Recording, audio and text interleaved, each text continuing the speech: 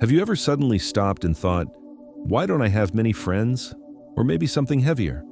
Am I bad at socializing? Is there something wrong with me? Take a breath. Those feelings are completely normal. And interestingly, psychology often explains something very different from what we usually fear. Someone who appears to have only a few friends isn't strange.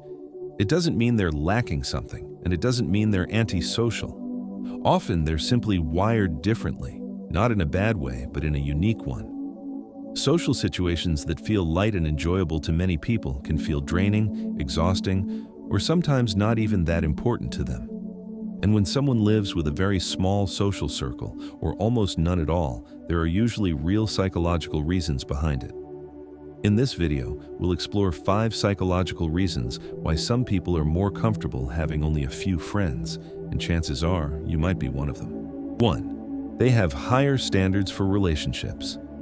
For some people, friendship isn't about numbers. It's not about how often they hang out, and it's not about how big or busy their social circle looks. What matters most to them is the quality of the relationship. They're not very interested in small talk, unnecessary drama, or fake connections that only leave them emotionally drained. They can still show up and participate in social activities, but that doesn't mean they want to form deep bonds with everyone there. Their principle is simple. It's better to be alone than to be with the wrong people. People like this aren't avoiding relationships. They're avoiding shallow ones.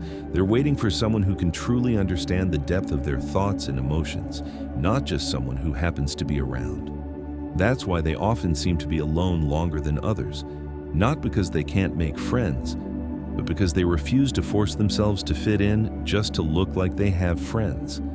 For them, relationships need to be genuine, stable, real. And if they haven't found that yet, they're perfectly okay walking alone. Being alone isn't a punishment. For them, solitude is a choice. 2. Their brain needs more time to recharge. Some people feel their energy drop after just a short conversation. That doesn't mean they dislike people, and it doesn't mean they don't want to interact. It simply means their brain works harder during social situations. In psychology, this is often referred to as high social sensitivity. It means their brain deeply processes things most people barely notice: facial expressions, body language, tone of voice, the mood of the room, and countless small details. Because of this, socializing drains their energy much faster. After interacting, they don't just want to rest, they need quiet. They need space to restore their inner energy. They need distance for a moment so their mental system can return to balance. Unfortunately, this is often misunderstood. They're seen as withdrawn, antisocial, or even arrogant. But in reality, silence is how their brain protects itself. Silence is part of the recovery process. Silence is their body saying, "Enough for now. I need time to calm down." And this is why they can't stay in crowds nonstop or socialize continuously without breaks. 3. They are more emotionally independent. Many people assume that someone with few friends must be lonely. But in reality, that couldn't be further from the truth. There are people who actually feel most at peace when they're alone. They're not antisocial at all. They simply have a unique strength: emotional independence. In psychology, this is known as low social dependency. It means they don't need outside validation to feel worthy. They don't need constant company to feel comfortable, and they can regulate their own emotions without relying on many people. While others feel empty when they're alone, these individuals feel like they're returning to their inner center of calm. Their inner world is broad, stable, and rich. They're comfortable with themselves, and they have a healthy relationship with solitude. That's why they don't seem to need many friends. Not because they're arrogant, not because they don't care, but because their happiness doesn't depend on noise or crowds. In fact, many people like this have much stronger emotional stability because they don't rely heavily on external factors to feel secure. 4. Past experiences shape how they trust. No one suddenly decides, "I'm better off alone." Almost always, there's a story behind it, one they may never have shared with anyone. Some people appear strong, indifferent, relaxed, and as if they don't need anyone. But deep inside, there may be wounds that never fully healed. Maybe they were once betrayed by a close friend. Maybe they opened up to someone who ended up hurting them. Or maybe they grew up in an emotionally unsafe environment where trust was difficult to build. When someone has been hurt, the brain learns one thing: be careful. Don't let just anyone in.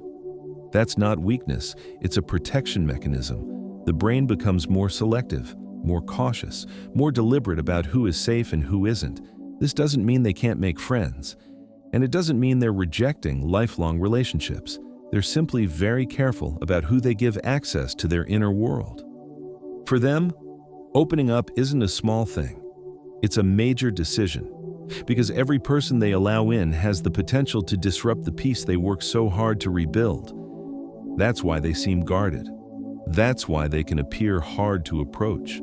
Not because they don't want connection, but because they want to be sure of one thing: if I open the door again, this person won't hurt me the way others once did. For them, being alone isn't an escape. It's not a punishment. It's a shield, a way of protecting themselves from breaking in the same place twice. 5. They have a deep inner world. There are people who, on the outside, seem quiet, calm, or even a little indifferent. But if you could step into their inner world, you'd be surprised by how active and crowded their thoughts really are. It's not that they don't like talking. It's not that they can't socialize. They simply live with a rich inner life, full of imagination, intuition, complex reasoning, and deep emotion. In psychology, people like this are often described as having a strong inner life. They observe more carefully. They understand things more slowly, but much more deeply. They absorb atmospheres and emotions more intensely than most people. Because of this depth, casual everyday conversations often feel unsatisfying. Light topics can feel empty.